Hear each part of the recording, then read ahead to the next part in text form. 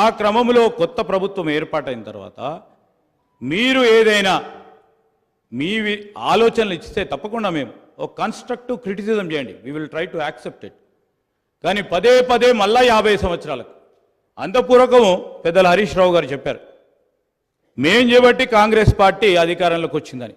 మేము 91 మంది ఉన్నాము, 95 మేము ఉన్నాము, మీరు ఉన్నది ఎంతమంది?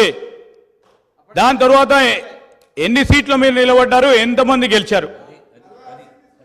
దాని తదుపరి జరిగిన 2000 ఎన్నికల్లో ఎంతమంది మీరు నిలబడ్డారు, ఎంతమంది గెలిచారు? ఇవన్నీ కూడా బేరీజ్ చేసుకోవడానికి మరొకసారి ఒక చర్చ పెట్టండి అధ్యక్ష.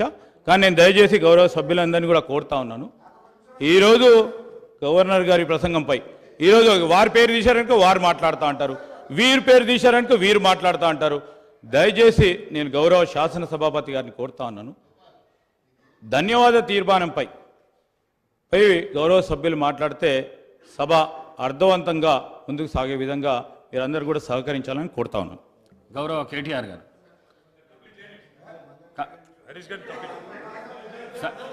సార్ మీరు గౌరవ హరీష్ రావు గారు మీకు టైం ఇచ్చినా మీరు మాట్లాడిండ్రు, కన్క్లూడ్ చేసేసేయండి.